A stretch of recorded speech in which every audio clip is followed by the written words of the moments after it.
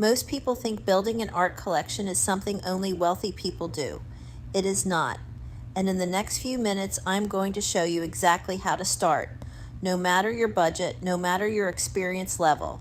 Stay with me because the first mistake most people make happens before they ever spend a single dollar. You need to hear this.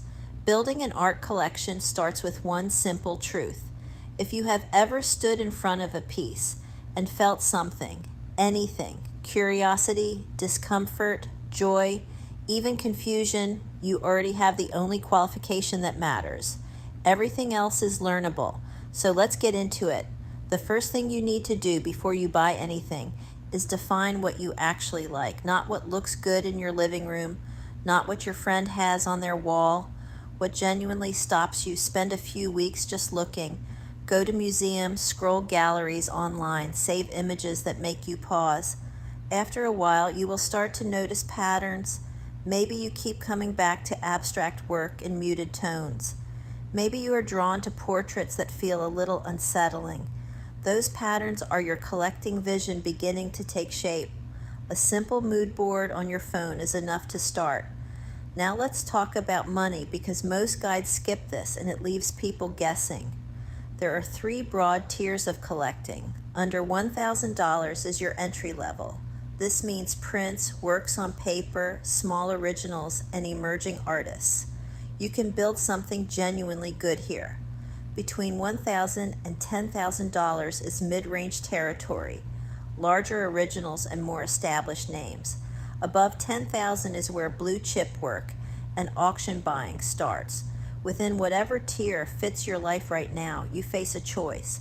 Do you spread your budget across several smaller pieces or save up for one significant work? My suggestion is to start broad.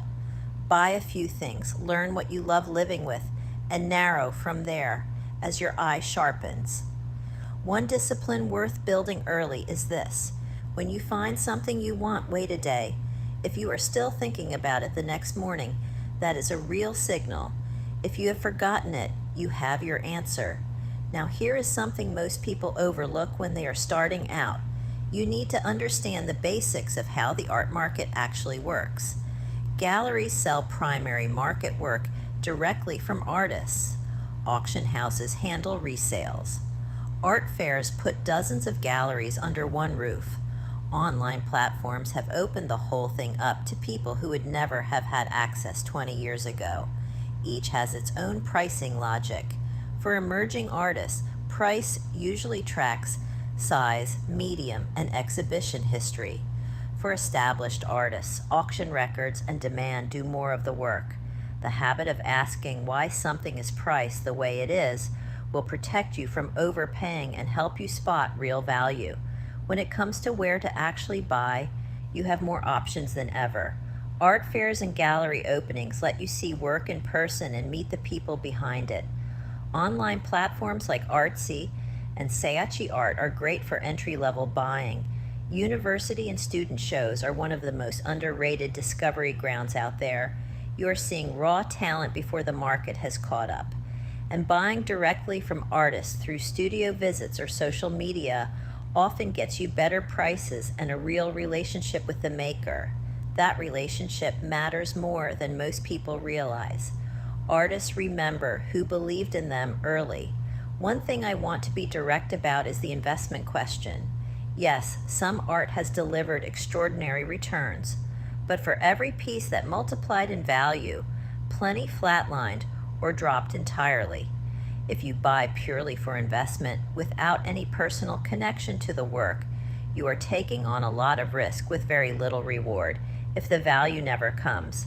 The healthiest approach is this. Buy what you love. Buy quality. Let appreciation be a bonus, not the goal. Finally, once you have work on your walls, take care of it. Keep it out of direct sunlight, maintain stable temperature and humidity, insure it properly as the collection grows, document everything with photos and receipts from day one. A collection built slowly, with intention, becomes something genuinely meaningful over time. It is a record of who you were and who you became, and that is worth building.